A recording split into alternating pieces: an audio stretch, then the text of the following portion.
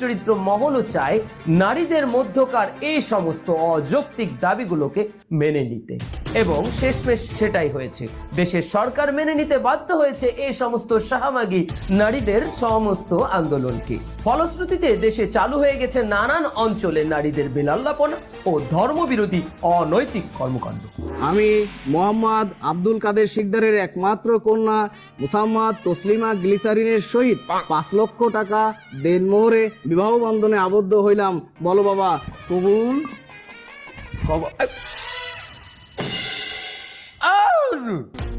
আপনি খালি মাইয়ের কাবিনের কথাই উল্লেখ করলেন, কাকা পোলার কাবিনের কথাটা উল্লেখ করবেন না?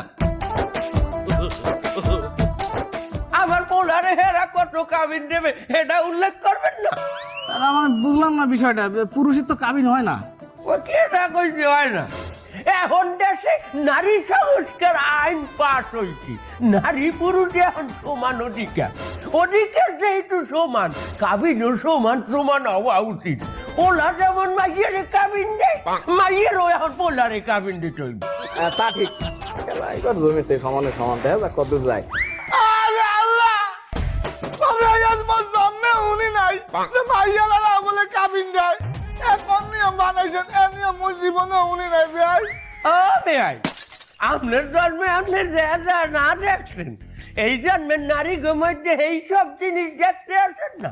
আপনার মাইয়ে নিজেই তো নারী সংস্কার আইনের জন্য দাবিতে নামছিলে রাস্তায়।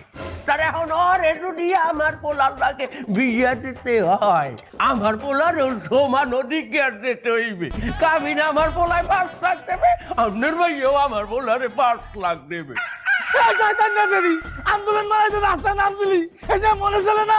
তোর নাম মাইয়া নামে এই দিনটা আমার দেয়া লাগলে তুই রাস্তায় আন্দোলন মারাইতে নামছো, আর এই 5 লাখ টাকা দেবে কিনা খাবি?